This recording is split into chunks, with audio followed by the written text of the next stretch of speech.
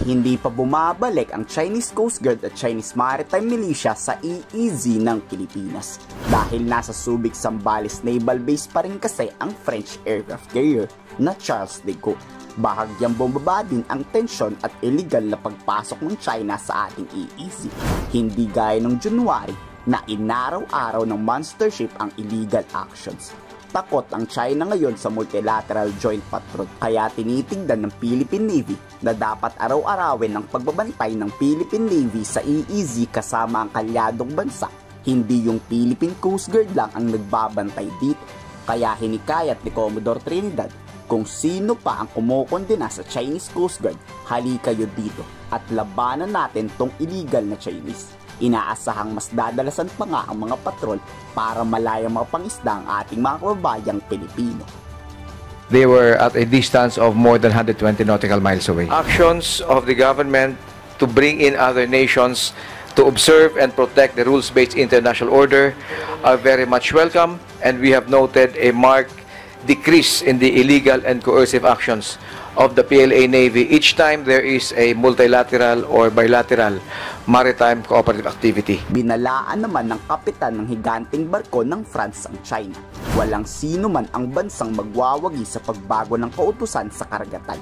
Hindi daw magtatagumpay ang China sa nananais nitong balak sa Kuping West Philippine Sea. Nagpasalamat naman ang kapitan ng aircraft carrier sa pagkakataon nito mabisita ng France ang kaalyado nilang bansa tulad ng Pilipinas. Makakaasa raw ang Pilipinas na handang lumaban ng France para mapanatili ang free, safe at open Indo-Pacific region, especially West Philippine Sea.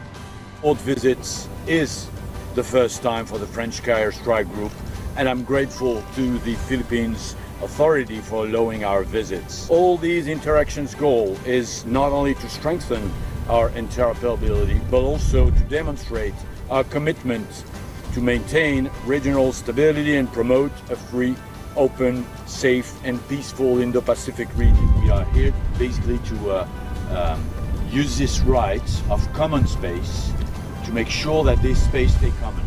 Isang linggo na nga nakakalipas noong hinaras ng Chinese helicopter ang walang kalaban-laban na BFAR nang tanungin ng Philippine Air Force tungkol dyan, handa raw silang pumalag sa China at agad rumisponde. Sakaling malagay sa delikadong buhay sino mang Pilipino crew.